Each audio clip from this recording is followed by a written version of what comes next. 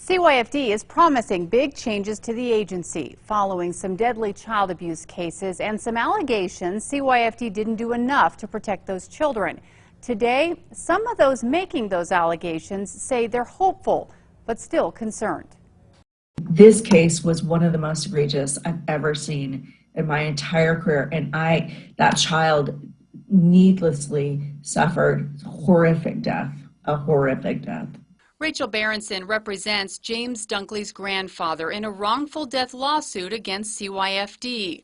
He claims CYFD failed him as he fought to protect his grandson from his own mother, who's accused of allowing the abuse of the boy by her roommate.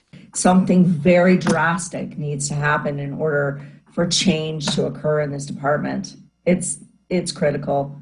I mean, our children need it. Berenson has read and agrees with the new initiatives outlined by CYFD on Friday to improve the system, including building the staffing levels, reducing caseloads, overhauling training protocols, creating new critical incident teams, and using a common sense approach when evaluating what's next for a child, not just a checklist. So we're enthusiastic and we're hopeful. However, I will say that many of the changes that are in the report are very similar to changes that they've promised in the past. Through her lawsuit, Berenson uncovered what she calls massive mistakes and then a massive cover-up to try to hide those mistakes.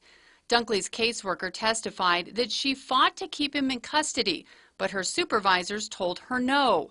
Then after his death, destroyed evidence in the case, including pictures and notes taken by that caseworker. Some of those supervisors have been with the department for decades.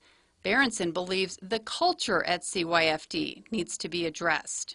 And what concerns me is that if we have a culture of fear, which they recognize in their report, if they have the higher-ups that are creating this culture, then what are they doing to actually excise those dangerous higher-ups? That should be an immediate change in guard, in my opinion. Berenson, like many, recognizes the immense pressure these workers are under, how tough this job is, and the mountain of cases they are tasked with tackling. But the bottom line is, this is too important not to fix. Because of the caseloads and because there isn't follow-up, then children die.